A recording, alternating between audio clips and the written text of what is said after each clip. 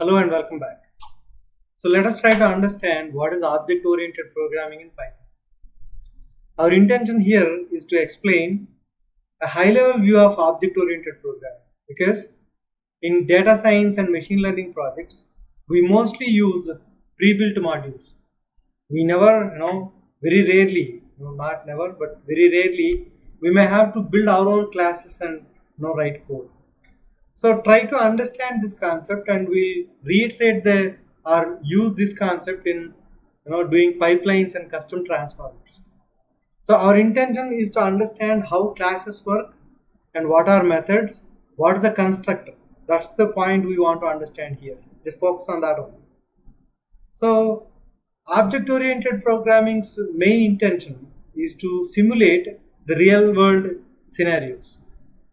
So we have taken one scenario here, a car and its parking lot and trying to park a car.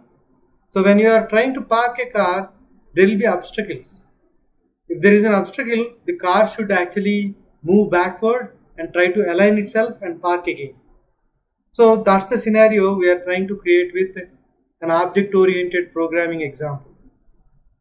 So when I say object-oriented programming example, there will be a class, there will be objects, there will be methods, there will be attributes. Let us try to understand what are these. So a class is just a bunch of code like this, which is going to lie in a file. A class always is going to be in a file on a hard disk. And when you create an object, the object gets created in memory, in RAM. Okay. So you play with that. When you create an object, you assign values and you try to call methods and things like that. In a simple way, if I have to explain, class is like a plan for a building. And then a construction company tries to build or replicate same plan many times. Maybe same building, in a colony or in a gated community, there will be buildings with the same plan, right? So only one plan, which is a class, and we are trying to replicate objects in a gated community. That's the kind of similarity you can think of for the class and the object. Similarly, the blueprint of a class or of a concept, we'll create it here, and then we'll try to create objects of those and try to call the methods or behaviors, we call them as. So in our current scenario, which we have taken, the car is a concept, right? The car will have wheels, right? It will have some length and it will have some width, right?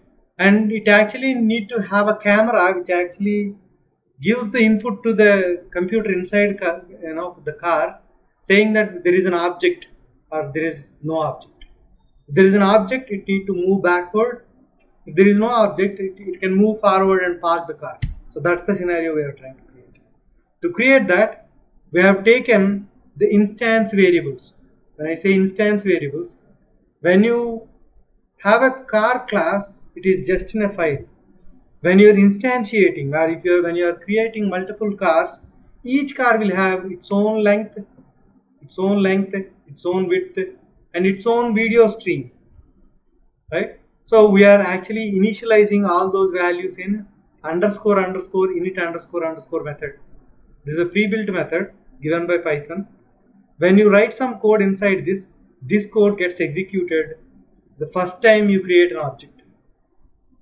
And then for the car, there are behaviors, right? Processing stream. When the car's camera is passing the stream to the car's computer inside the car, it is processing it. That's one method. When an object is there, it is saying object found. When an object is not there, it is saying false. That means object is not there. And accelerate, depending on the object's presence, it's going to accelerate.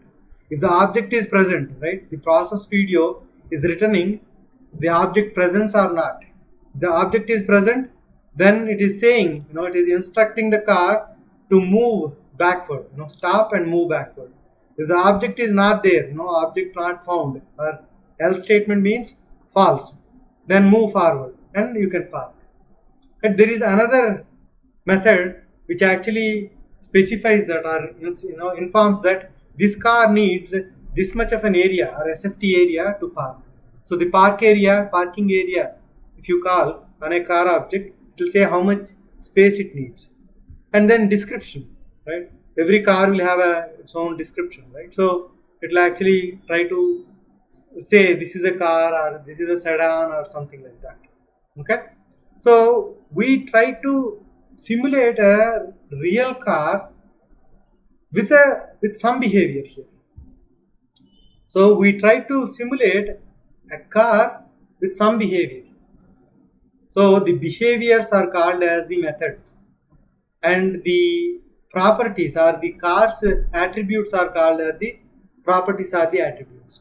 So we have encapsulated all the behavior and attributes into one class. So we are trying to encapsulate the car's attributes and its behavior in a single class. Encapsulation is nothing but enclosing everything as one module. So with object-oriented programming, we can actually do that. So here we have created a class. Now we are going to instantiate the class by calling the constructor method. Okay. Car1 is what it is called as variable name or the handle to the object created in the RAM. So car of 1 I am passing.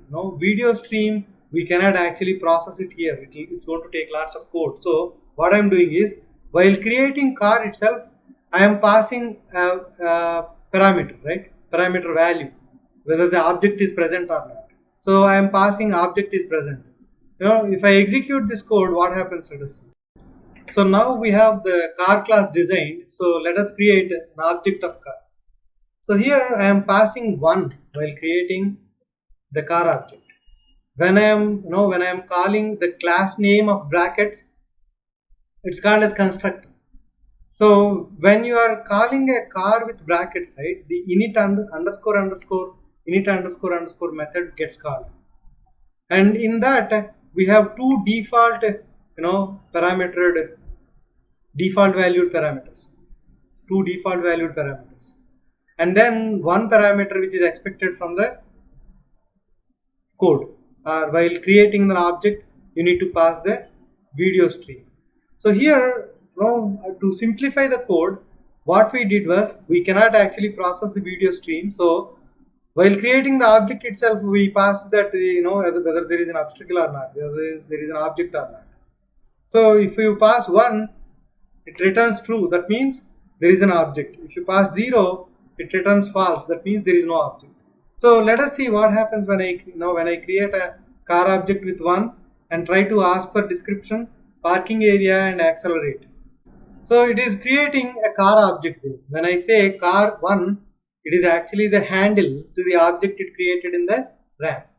So using this handle, we can actually invoke the methods, invoke the properties.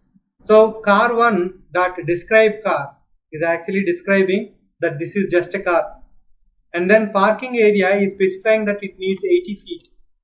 Okay, and then the third thing, the accelerate method is actually saying that object found, please stop, move backward. So this is a car class and how you create an object and how you invoke the methods inside the object. So there will be many cars, right? So we have created one car here with some length and some width, but there will be many cars like sedans and sports cars, right? But every car will have 4 wheels, right? And suppose that all cars are self-driving and they have got cameras attached to them, and then they are actually trying to see whether there is an object or not. So if this kind of a scenario is there, you no need to write this code again. You can use a concept called as inheritance in object-oriented programming. So you can inherit all these attributes and the methods to the cars you are creating in future. Let us see how to create sports car. So sports car will have all the attributes which are there for the car. So in Java language we'll have extends. A class extends another class. where it gets all the behavior, attributes and behavior of the parent class. So here car is the parent class and sports car is the child class, and it has got everything except the description we have to change. So this is not just a car, this is a sports car. So I am overriding the describe car method. So when I executed that, I have created a new class for sports car, and I can create a new class for sedan also.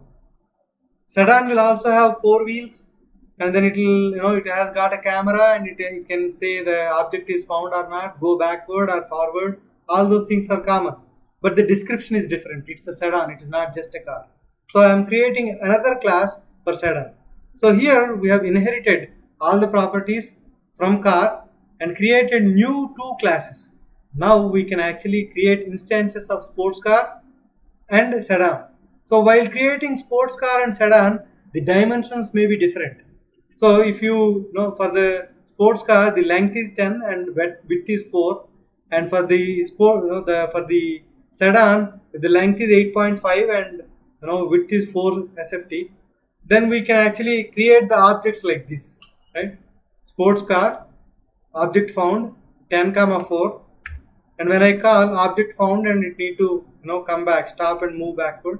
And in the second scenario, object not found, right? It can move forward, right? And then for a sedan, you can create sedan 0, that means object not found. 8.5 by 4 is the dimensionality. And describe, if you see the describe, the first one gave the sports car is giving sports car, and the sedan is giving sedan, because we have inherited the car, but we have overridden the describe car method here in the sports car and sedan both. So when you create instance of sports car, only the methods, the implementation of the methods implemented inside those classes will be outputted rather than the parent class. If you don't implement, the parent class implementation will be outputted.